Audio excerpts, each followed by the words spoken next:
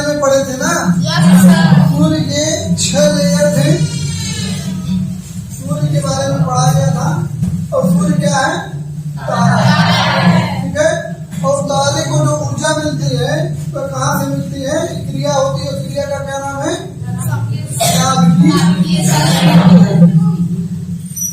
ठीक है।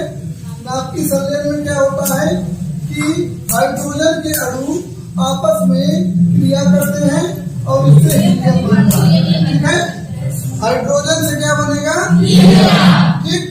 और यही क्रिया आगे बढ़ती रहती है, हीलियम से कार्बन बन जाएगा, कार्बन से नियान बनेगा, नियान से ऑक्सीजन, और अंतिम रूप से क्या बनता है? ठीक है। अंतिम रूप से यहाँ लिख देते हैं लोहा बनता है, ठीक है।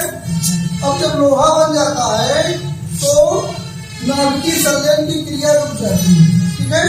और जब नाभिकीय संलयन की क्रिया रुक जाती है तो तारे का एक प्रकार से ईंधन समाप्त हो गया।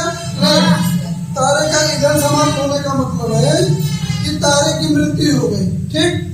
तारे का ईंधन समाप्त हो गया तो तारे की मृत्यु हो गई। और तारे की जब मृत्यु होती है तो अपने आकार के हिसाब से अगर छोटा तारा है तो श्वेत वामन बनेगा, मध्यम आकार का है तो न्यूट्रॉन स्टार, और बड़े आकार का है, ठीक है। इसका बताए थे। अब सूर्य के बारे में जो उसकी लेयर में बताए थे क्या क्या हो रहा है घटना, और सूर्य की कितने लेयर है, कितनी परतें हैं। देखो नाभिकीय संलयन की क्रिया जहाँ हो रही है उसको सूर्य का कोर कहते हैं, केंद्र कहते हैं। जैसे गोले का कोई न कोई केंद्र होगा ना, सूर्य भी गोल है, उसका भी केंद्र है। और केंद्र में ही नाभिकीय संलयन की क्रिया हो रही है। यहाँ पे हाइड्रोजन, और हाइड्रोजन सूर्य में कितना प्रतिशत है? 71%, ठीक है। और लगभग 27% हीलियम है और 2% अन्य, ठीक है। तो ये तो पता हो गया कि नहीं? पता है ना, 2% अन्य तत्व है। अब हाइड्रोजन का यहाँ नाभिकीय संलयन हो रहा है। अब इस नाभिकीय संलयन की क्रिया की वजह से ये समझो भट्टी का केंद्र है, जहाँ पे सारा कोयला जल रहा है। कोयले की जगह पे यहाँ हाइड्रोजन जल रहा है। जैसे भट्टी है, भट्टी में जहाँ कोयला जलाएंगे वहाँ सबसे अधिक ताप होगा कि नहीं? तो सबसे अधिक ताप सूर्य में कहाँ होगा? केंद्र में या कोर में। यहाँ का तापमान होता है लगभग 1.5 करोड़ डिग्री सेल्सियस या 15 मिलियन, ठीक है। 1.5 करोड़ डिग्री सेल्सियस इसका तापमान होगा, ठीक। अब इसके बाद जो लेयर आता है उसको बोलते हैं विकिरण मंडल। क्या बोलेंगे? विकिरण मंडल, या इसी को रेडिएशन लेयर, विकिरण मंडल। अब विकिरण मंडल में क्या होता है? यहाँ पर एक्स किरणें मिलती हैं, गामा किरणें और फोटान। फोटान क्या है? दृश्य प्रकाश। दृश्य प्रकाश जो पृथ्वी पर पहुंचता है तो फोटान के रूप में, ठीक है। विकिरण मंडल से निकल रही है एक्स किरणें, गामा किरणें और फोटान। फोटान क्या है? वास्तव में ऊर्जा के पैकेट्स हैं, ठीक है। अब देखिए, अब इसके बाद जो अगला मंडल है उसको बोलते हैं क्या?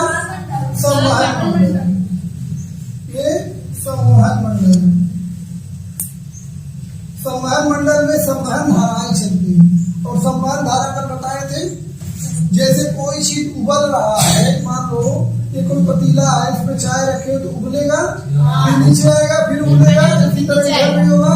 तो ऊपर नीचे जो क्रिया हो रही है, किसी को ऊपर जाए फिर ठंडा होकर नीचे आए, फिर गर्मी पाएगा, फिर ऊपर जाएगा, फिर नीचे आएगा। तो इसको संवहन धारा बोलते हैं। पृथ्वी के अंदर भी चलती है। अभी जब हम आगे बढ़ेंगे ग्रह पे, ग्रह के बाद जब पृथ्वी पर आएंगे तो ये भी उसमें आएगा। समझ में आया? तो संवहन धारा चल रही है। अब संवहन धारा यहाँ पे चलती है संवहन मंडल में, विकिरण मंडल की जगह पूरा आ गया। तो यहाँ यही जो है ये विकिरण मंडल है, ठीक है। इसको संवहन मंडल करते हैं। अब संवहन मंडल में पदार्थ ऐसे गर्म होके जा रहा है, ठीक है।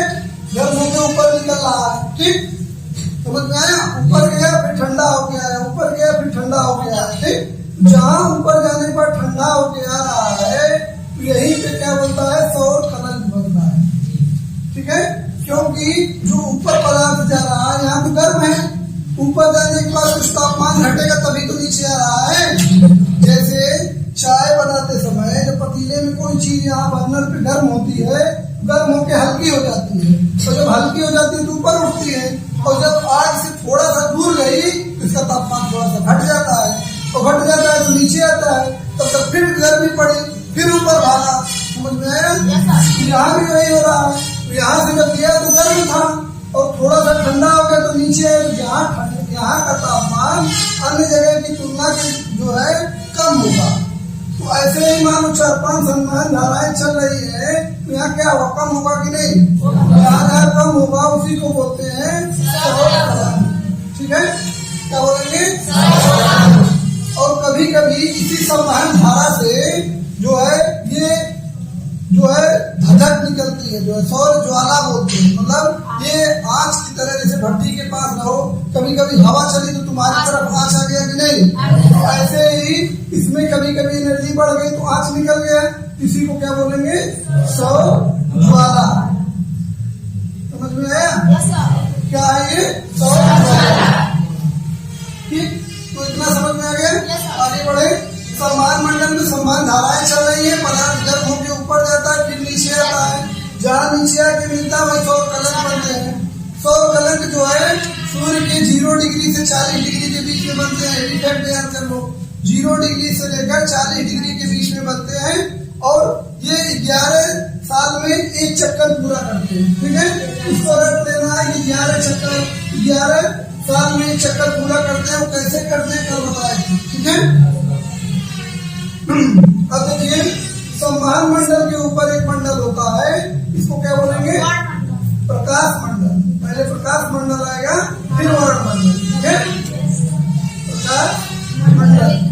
अब प्रकाश मंडल में क्या होता है, यहाँ का तापमान लगभग 6000 डिग्री सेल्सियस होता है। ठीक है, और जो सौर कलंक था वास्तव में यही दिखाई देगा, ये थोड़ा सा सटे हुए लेयर है और सौर कलंक भी इसी प्रकाश मंडल में ही दिखाई देता है। ठीक है, तो सौर कलंक का तापमान इससे 1500 डिग्री सेल्सियस कम होगा, या इसी को कह सकते हैं कि 4500 डिग्री सेल्सियस।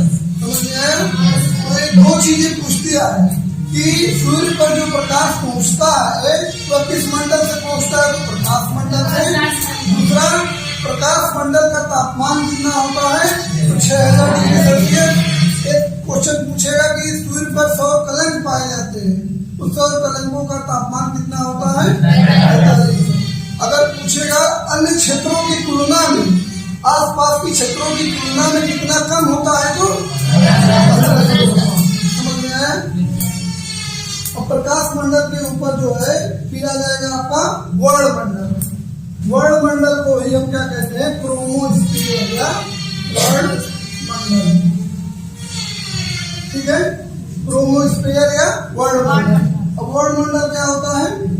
ये यहाँ जो ये वायुमंडल की तरह इसके होता है, और जो सौर ज्वालाएं भी निकली थी ना इसमें से, क्या सौर ज्वाला निकली थी?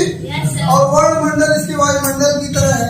ठीक, और वायुमंडल यहाँ पे जो है इस सौर ज्वाला से ये बहुत दूर तक जाता है, और इतनी दूर तक जाता है कि ये पृथ्वी पर पहुंच जाता है। और जब पृथ्वी पर पहुंचता है तो इसको हम कहते हैं सौर पौने। क्या कहेंगे? सौर पौने।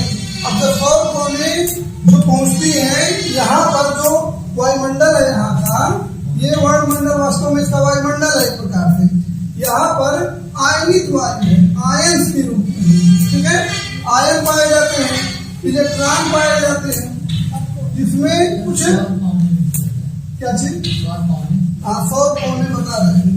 जैसे इसमें जब ये निकल रहा था, ये संवहन धारा चल रही थी ना अभी, तो इसकी वजह से हम कभी कभी बताया ना, जैसे भट्टी की आंच लग जाती है, कभी कभी ज्यादा गर्म हो गया तो इससे धधक की तरह निकलता है, आंच की तरह, और वह सौर धधक को ये हम क्या कहते हैं? सौर ज्वाला। नहीं, सौर ज्वाला कहते हैं। और सौर ज्वाला जब इससे टकराएगी तो यहाँ वायुमंडल है, वायुमंडल को पवन कहेंगे, तो इससे जब टकराएगी तो वहां की पवन गर्म होकर आगे बढ़ेगी उसी ज्वाला के कारण, और इतनी आगे बढ़ेगी कि पृथ्वी तक पहुंच जाएगी। इसी को हम क्या कहते हैं? सौर पवन। और सौर पवन पवन जब पृथ्वी पर आती है तो ये चुंबकीय गुण के कारण ये चुंबकीय होती है, क्योंकि इसमें इलेक्ट्रॉन है, आयंस है, और पृथ्वी भी एक चुंबक की तरह व्यवहार करती है कि नहीं? करती है ना। तो पृथ्वी का जो चुंबकीय क्षेत्र है, उत्तरी ध्रुव और दक्षिणी ध्रुव, ये मान लो पृथ्वी है, इसके ऊपर वाला उत्तरी ध्रुव हो गया, नीचे वाला दक्षिणी ध्रुव। अब जब सौर कोने इस पे आएंगी तो ये इसको आधा इधर ले लेगा, आधा इधर ले लेगा, ठीक है, बीच में कुछ भी नहीं रह जाएगा। और सौर कोने यहाँ पर एक आयन मंडल है, क्या है? आयन मंडल। अब इस आयन मंडल से जब ये सौर कोने टकराती है तो यहाँ पर नीले रंग की लाइट जलती है, उसको कहते हैं अरोरा। क्या कहेंगे?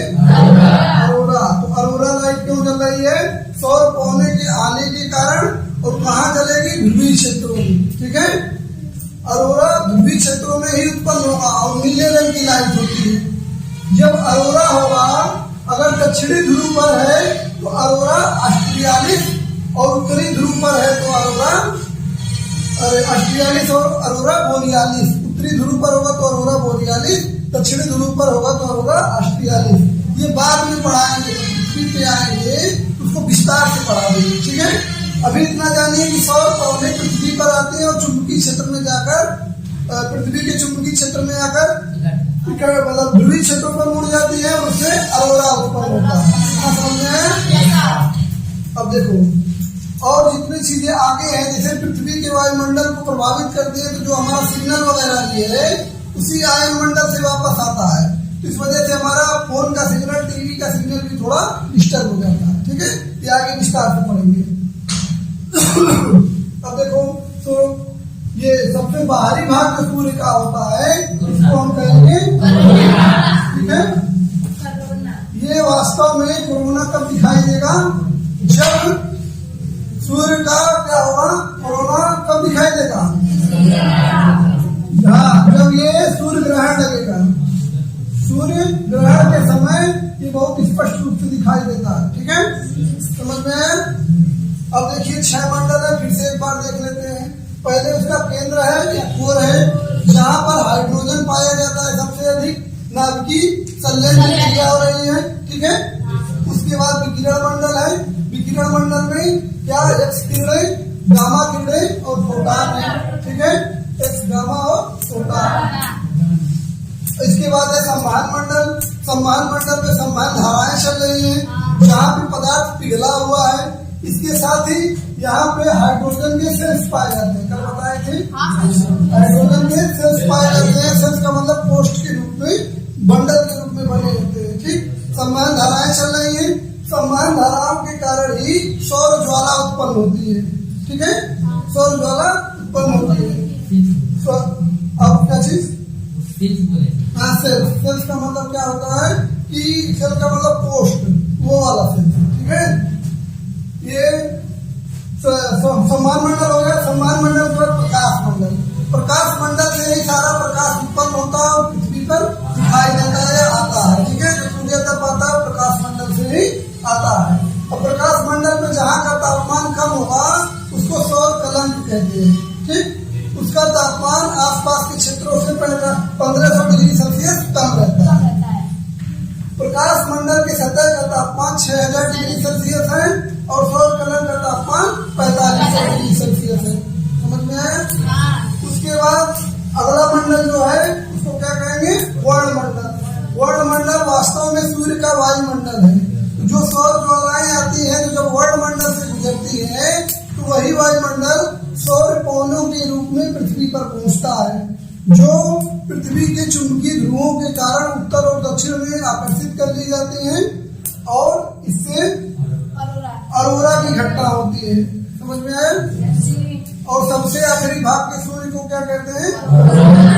और ये कोरोना स्पष्ट रूप से सूर्य ग्रहण के समय, ठीक है। अब इतना हो गया, अब क्या करना है बताओ? लिखवाना है।